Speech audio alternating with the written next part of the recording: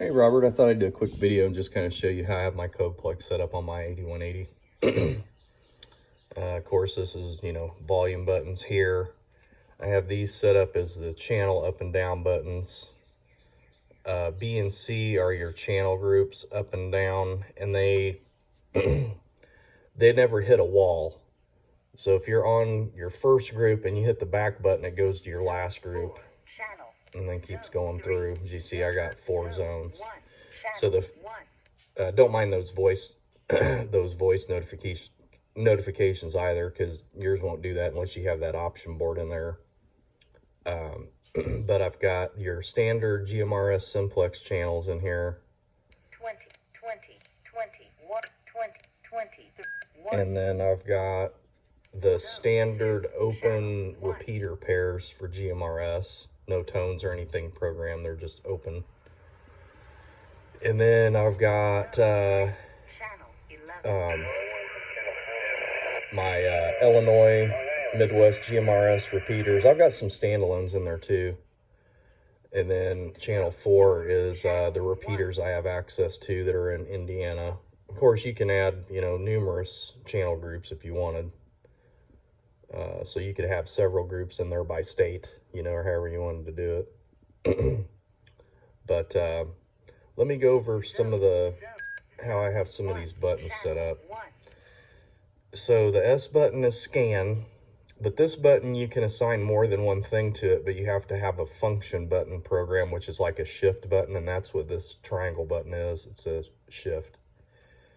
And for example, I've got this one set up where if you hit the function button, the shift function for this button is to go into talk around mode. So if I hit function and then hit that again, it puts me in talk around mode.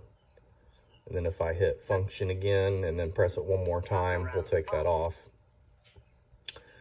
Likewise for the scan, single press of the scan button starts the scan. Scan on. Scan off. And then the shifted function of this button, you would hit the function button and then hit S, and that's for monitor. It just basically takes the squelch to 0, but leaves any program tones that you have in there. So you'd hit the function button and then S. And then to shut it off, you hit function S again. And then I also have the clock function as a shifted function as C. So when you just single press C, that goes up a channel group.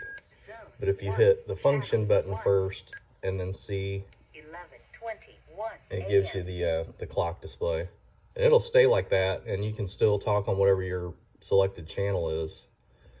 I just use that as a quick time check. I never leave it on.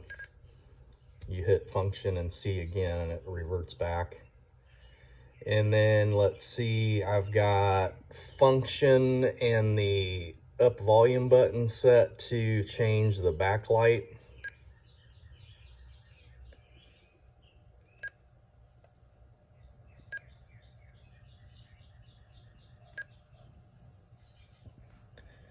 And you can adjust the squelch level with the function button and the down volume button.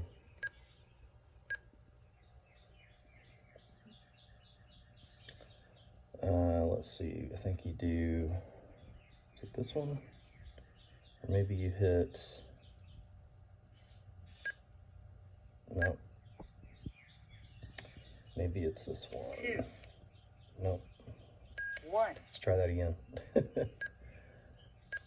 Okay, maybe it's these. Yeah. So you can adjust your squelch level there if you want. I usually just leave mine set at 2.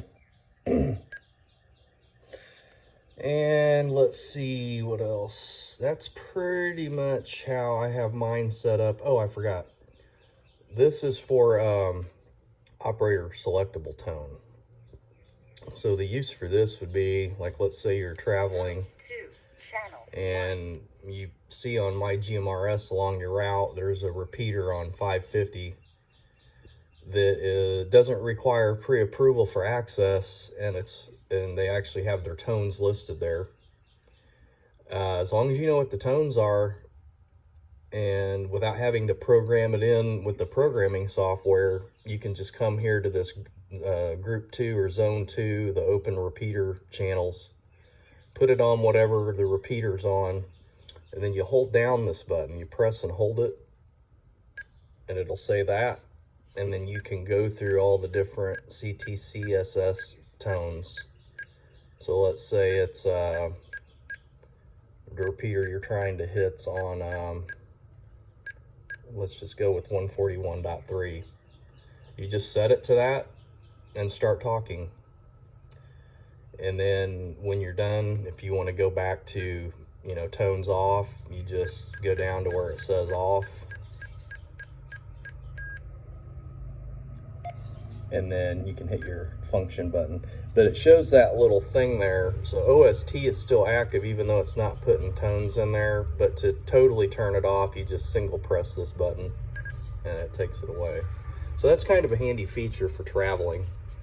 You know, if you encounter a repeater and it's not programmed ahead of time in your code plug, but you know what the tones are, you can go to this zone that I've got your standard repeater pairs with no tones, and then pull up that OST and put whatever tone you want. The only way it won't work is if the repeater has split tones, because when you use OST it applies the same tone for transmit and receive. But yeah, that's pretty much how I have it set up.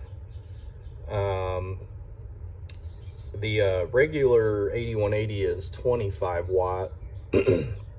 This one's the H model. It'll go up to I believe it's 40 watts, 40 or 45, I don't remember off the top of my head. But I've got mine turned down, and I've got some, you know, cooling fans, you know, that kind of thing. But I don't run them at full song because I get a pretty good signal into the repeater. So they run nice and cool, especially with those fans running. But you know, we'll get into all that as far as like what kind of antenna and cabling you have and make our minds up as far as where you want your power settings to be at. I can tune all that for you. But just wanted to kind of give you an idea how I have mine programmed, and if you like that, we can just kind of use that as a template and I'll tailor it to you. Also has a power on message, and mine just has my call sign, and I think it says base or something like that. Yeah. And then it'll, you know, go back to whatever you had. And this radio has, it keeps track of the power state. So like if I have it on and I just turn my power supply off, when I turn my power supply back on, it'll power on automatically. But if you have it set to off, it won't do that. So that's kind of a neat thing as well. But yeah, I think you'll really like these 8180s. They're really nice radios. Pretty compact too. They're not much bigger than the 880s. But anyhow, I just thought I'd kind of give you a quick idea how I have mine set up, and if you like that, we can just kind of use that as a basis for yours. But I'll do another video once I'm done with yours and go over all that again. All right, you have a good one.